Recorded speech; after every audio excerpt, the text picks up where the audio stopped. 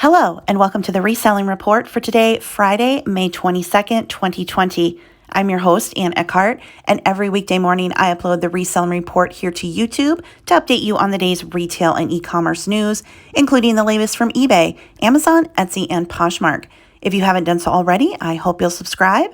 And now let's get on with today's show. Well, happy Friday, everyone. Hope you had a good week and heading into the Memorial Day weekend and day, specifically on Monday. Just a reminder, the post office is closed on Monday, so no mail Monday if you utilize carrier pickup like I do. You will not be picking up packages. You'll have to put in for pickup on Tuesday, so it gives you an extra day to ship. I don't know if anyone's doing anything special for their business this weekend, if you're running any special promotions, doing anything different. I'm really not. eBay's just kind of there right now as I work on some other things, but I do have some things to get listed. I never anticipate very much going on a holiday weekend in terms of sales, and especially now after so many people being quarantined for so long and states opening up, I think more people than ever will be getting outside this weekend, whether it's to go to parks or beaches or to hit the shops and restaurants, wherever or whatever the situation looks like in your neck of the woods. I hope that you are being safe. I hope that you are wearing a mask. Remember that a mask isn't about protecting you, it's about protecting other people. So the kindest, most considerate thing that we can all do right now is to wear a mask when we are out in public places, specifically indoors at retail locations. Just put a mask on. You're saying to the workers, hey, I care about you and I don't want to potentially infect you with the virus. So while I'm here, I'm going to wear a mask. Easy peasy. Every single day, we get a news story about a major retailer having difficulties during the coronavirus pandemic. The latest is Victoria's Secret. Now, Victoria's Secret has been in trouble for quite some time, but according to an article on CNBC that's titled Victoria's Secret Parent Company L Brands set to close 250 stores, and that could be just the start. The article reads, Victoria's Secret's parent company L Brands is about to shut down more than 200 stores in malls and shopping centers across the country this year, and it expects even more closures for its struggling bra business. When it released its first fiscal earnings for the first quarter on Wednesday, the Ohio headquartered retailer said it plans to shut permanently about 250 Victoria's Secret and PINK stores in the U.S. and Canada in 2020, or roughly a quarter of the shops in North America. It is also planned to close 50 Bath & Body Works shops for good this year, or about 3% of that business in North America. But that's just the beginning. L Brands' business was floundering before the coronavirus pandemic, but when its stores were forced shut, its troubles worsened. We think there will be more store rationalization over the next several years as well, interim Victoria's Secret CEO said Thursday. We would expect to have a meaningful number of additional store closures beyond the 250 that we're pursuing this year, meaning there will be more in 2021 and probably a bit more in 2022. A spokesman for L Brands further declined to provide a list of the locations set to close for this year, but as of May 2nd, they were operating 1,070 Victoria's Secret and PINK locations in North America. During the first quarter, L Brands' net sales tumbled 37% to $1.65 billion from $2.63 billion a year ago. Victoria's Secret same-store sales were down 30%, while they surged 41% at Bath & Body Works. L Brands is facing additional pressures after its plans to sell a controlling stake in Victoria's Secret to private equity firm Sycamore Partners was shattered because of the COVID-19 crisis. It said this week that it still aims to make Bath & Body Works a pure-play public company, with Victoria's Secret operating as another standalone business. L Brands is currently talking to its landlords about the 250 closures slated for 2020. This will add to the glut of retail real estate going back on the market from JCPenney, Pier 1 Imports, and Nordstrom also closing. So not a surprise that Victoria's Secret will be closing stores. Again, they have been struggling, but the coronavirus has just further escalated closures and problems with companies that were already having issues before. So hopefully we'll get a list of the stores set to close soon. That being said, most of the large retail chains, a lot of them still aren't open, despite the fact that retail can be open now in most of the country. A lot of stores still have yet to open. So we shall see what happens. But in my area, there are 2 Victoria's Secrets and 2 Bath & Body Works. So I'll be on the lookout to see what happens, but more trouble for America's shopping malls. Turning to the reselling sites themselves, we're going to start with eBay today. There's a new post over on the e-commerce sites blog titled eBay Changes Rules for Earning Top-Rated Discounts. Article reads, eBay confused sellers recently with a notice about changes to the way it evaluates seller performance. What's new in a nutshell follows. The consequence of your monthly seller performance evaluation currently applies to listings from that same month. From July 2020, they will apply to listings in the following month. We'll begin the transition to the new timelines on the June 20th evaluation. But the page where it describes the changes also notes the evaluation rules for earning the top-rated plus badge and discounts will also be changing in July.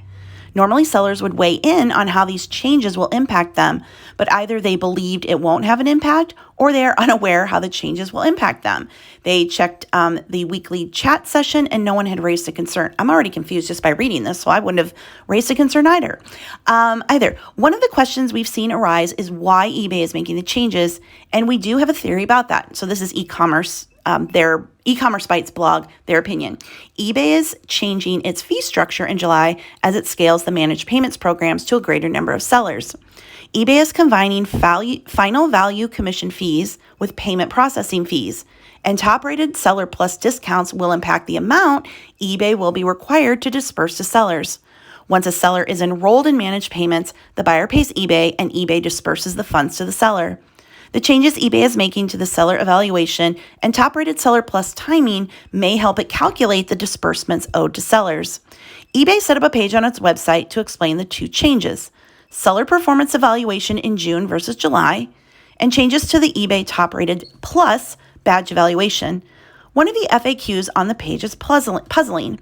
Can I opt out of automatic acceptance? The answer, no. We want to ensure that the payment process goes as smoothly and quickly as possible for everyone.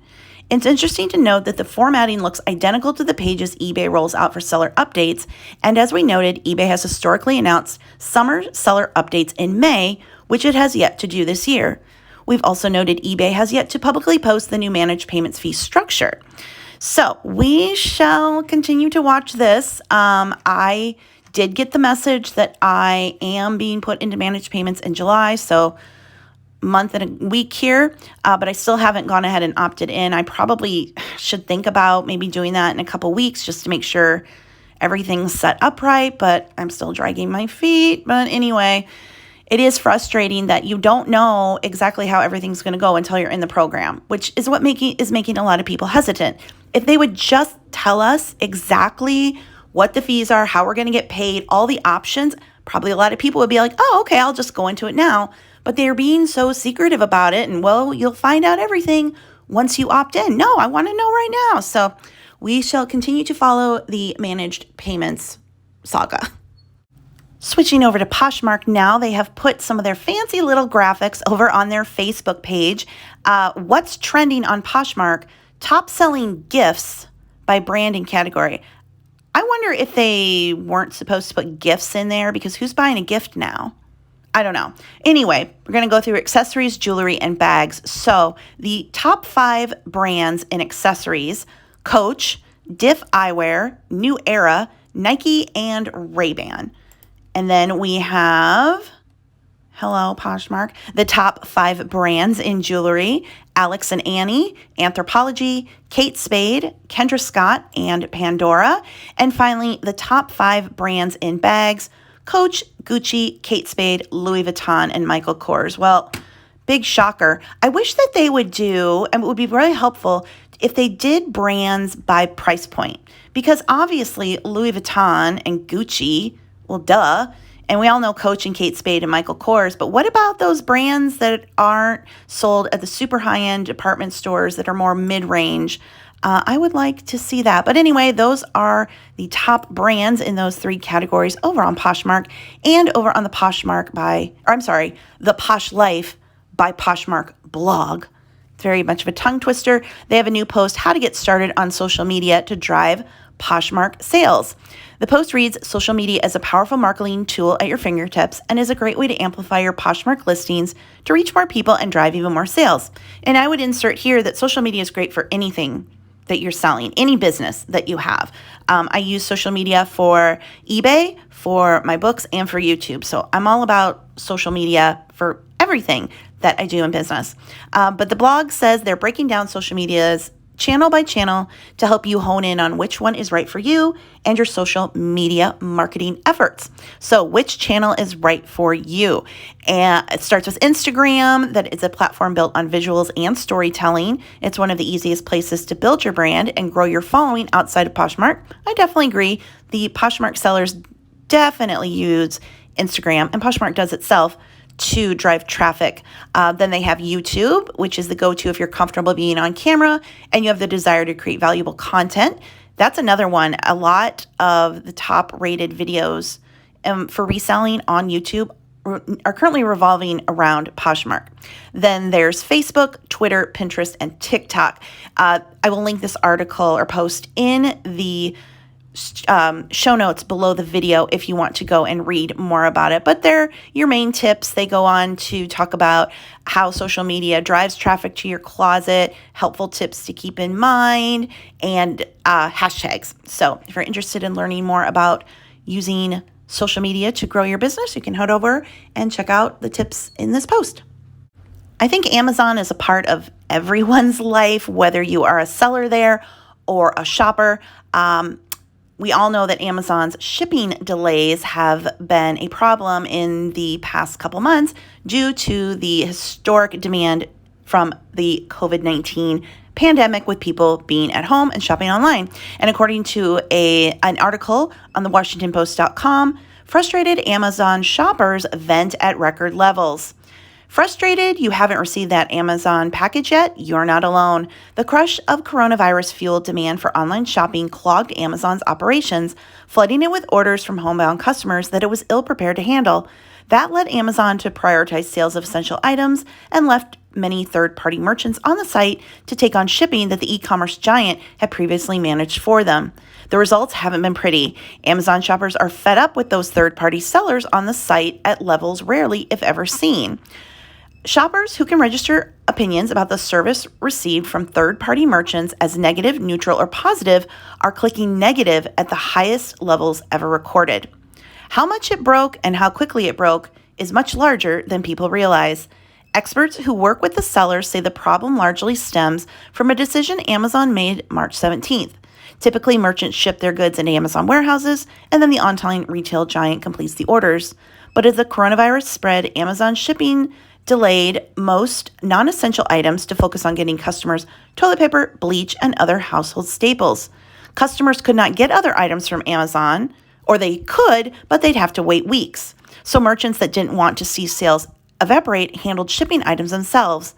Now customers who've grown accustomed to speedy shipping from Amazon are increasingly griping about delays, packages never arriving, and damaged items in a flood of negative reviews.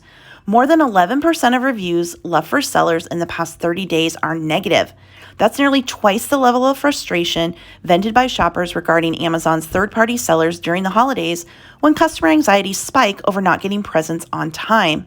Third-party merchants accounted for 58% of all physical merchandise sold worldwide in 2018, the last time Amazon disclosed the figure.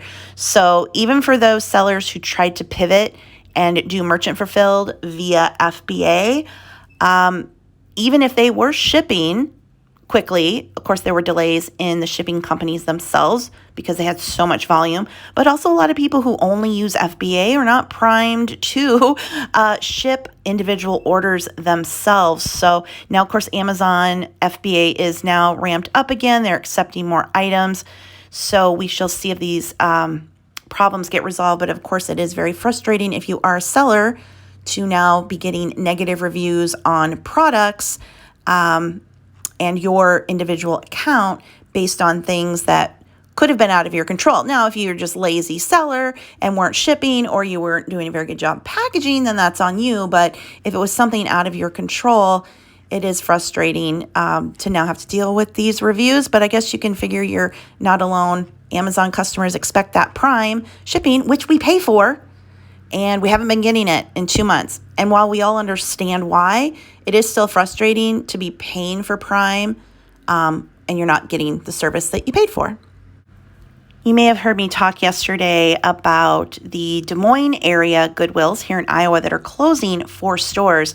Our stores opened up very suddenly on Wednesday without any advance notice. However, the bins are still closed. So this is something that's happening across the country with Goodwill stores either not open yet or permanently closing. And I found a really good article that's titled Marin's Goodwill Stores Imperiled by Pandemic. Marin is in California in the Bay Area, and it is talking about Goodwill, and I think it is information that is honestly pertains to all the Goodwills in the country, despite the fact that they are divided up into individual entities. But I'm going to read part of this article to you. It says, the Goodwill chapter that operates 3 thrift stores in Marin and many of Goodwill's 157 chapters across the nation, 100 chapters, that's what they call them. So that's when an organization is local and they manage the stores in that area. So where I live, Waterloo, Cedar Falls, Iowa, there's like 8 or 10 stores.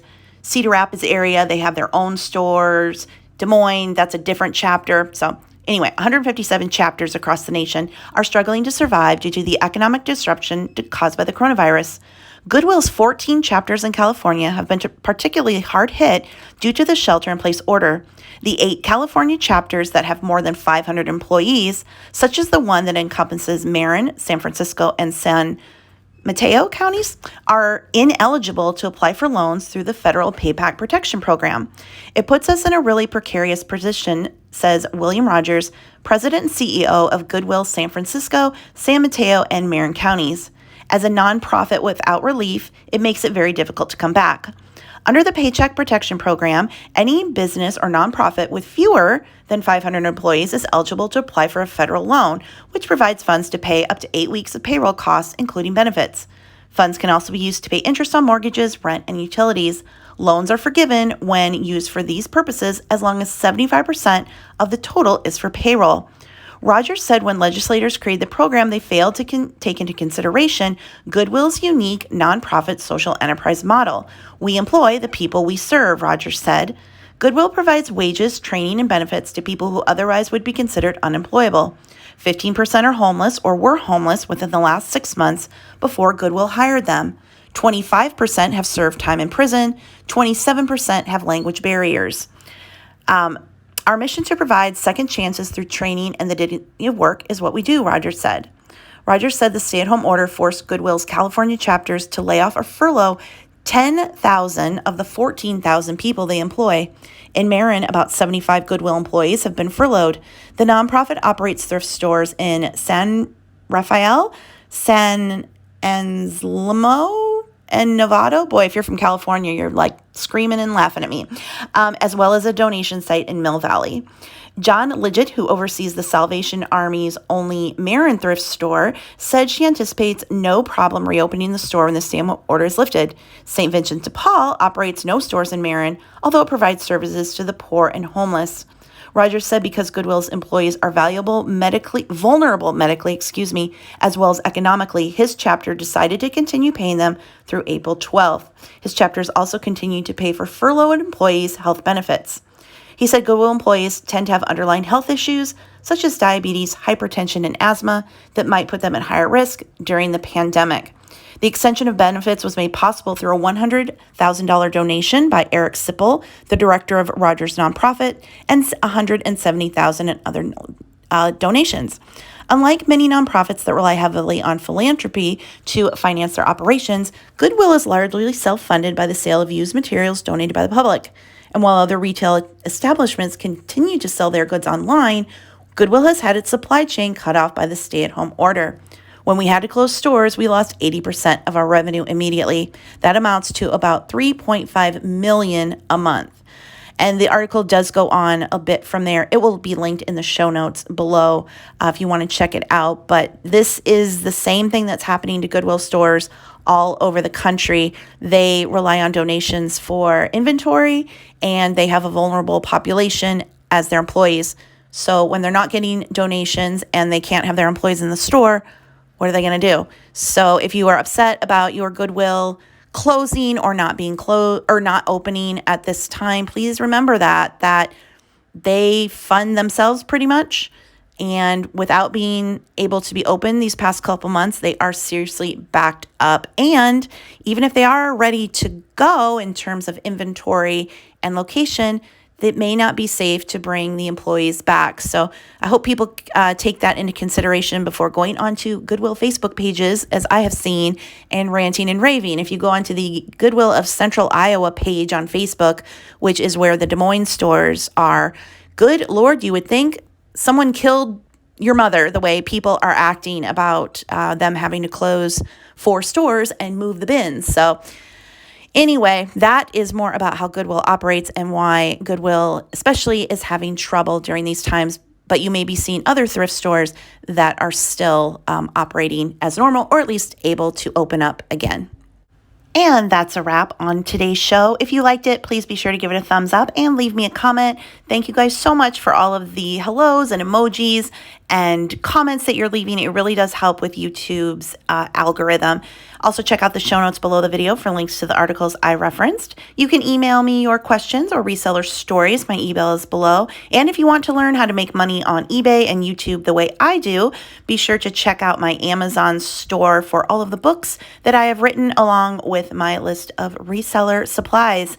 Thank you so much for listening. I will talk to you again on Monday. Have a great day and a great weekend. Bye.